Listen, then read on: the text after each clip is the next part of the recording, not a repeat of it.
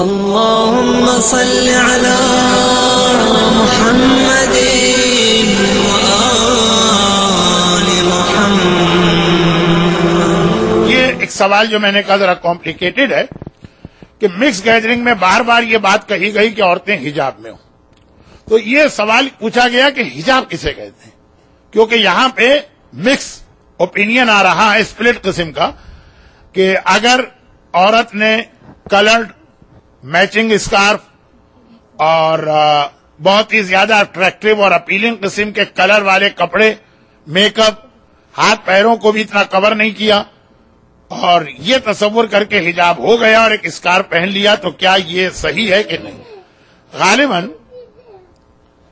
ہم نے کل اس کو بتایا تھا یا آج کے سیشن کے شروع میں کہ اگر بہت زیادہ چہرے پر میک اپ ہے تو وہ حجاب نہیں کہلاتا. اب جہاں تک میچنگ یا کلرڈ اسکارف کا تعلق ہے وہ تو بہرحال حجاب میں آ جائے گا، اسپیشلی ویسٹ میں، کیونکہ کلرڈ کا دار و مدار جو ہے نا، یہ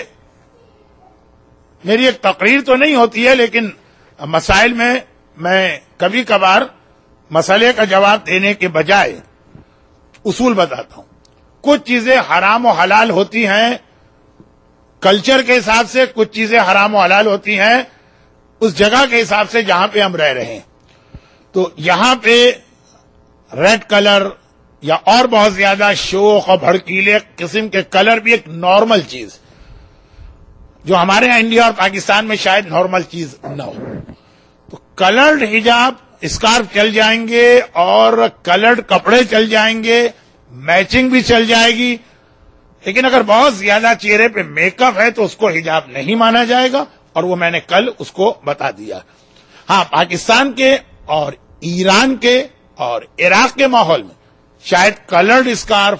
اور جس پہ کام بنا ہوتا ہے ایسی چادر یا عبا وہ شاید وہاں پہ جائز نہ رہے. یا مولا